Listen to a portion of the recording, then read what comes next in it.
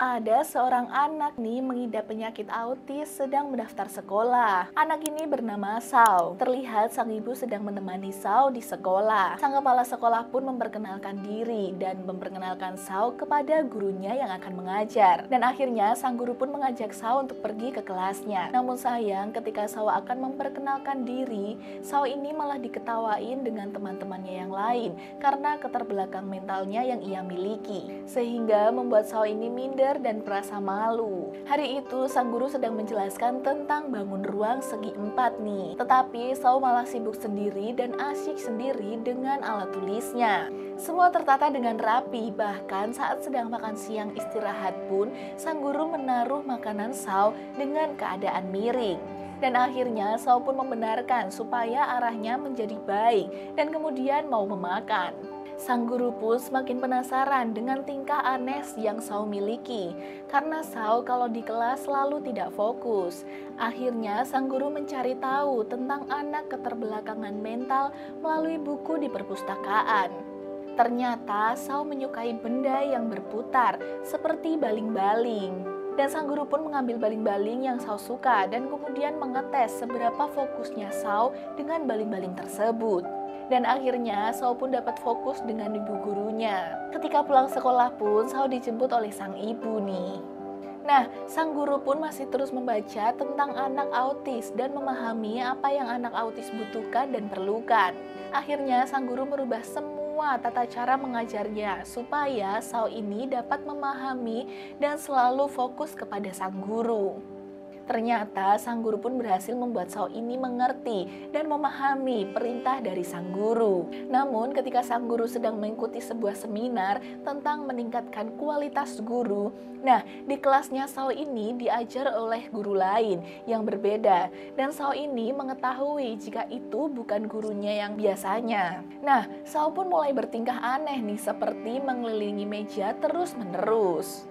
Sang guru pun mencoba menghentikan Sao, namun yang terjadi Sao tidak henti-hentinya berputar.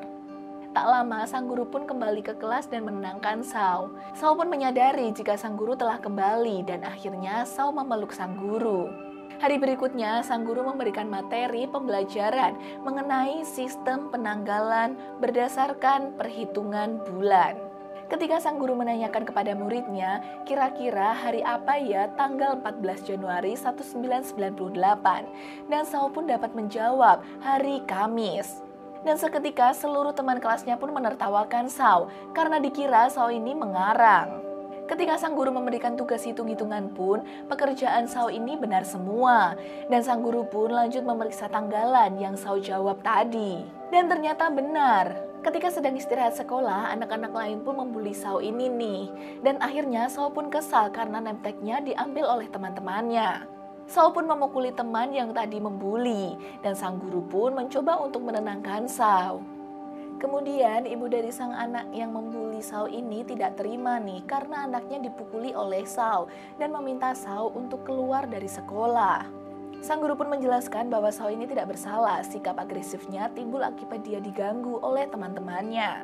Sang guru juga masih membela Sao bahwa Sao tidak boleh dikeluarkan dari sekolah karena Sao ini memiliki kecerdasan yang luar biasa melebihi anak-anak seusianya. Di mana Sao ini bisa menebak hari di mana ketika ia ditanyakan. Sao pun dengan merasa bersalah dan bersedih memohon agar Sao ini tidak dikeluarkan dari sekolah. Sang guru pun meneteskan air mata melihat ketulusan Sao meminta maaf kepada temannya karena telah memukulinya. Ketika pulang sekolah tiba, Sao pun mengucapkan terima kasih kepada sang guru. Ternyata cita-citanya Sao ini ingin menjadi guru seperti gurunya yang selalu mengajarinya dengan setulus hati.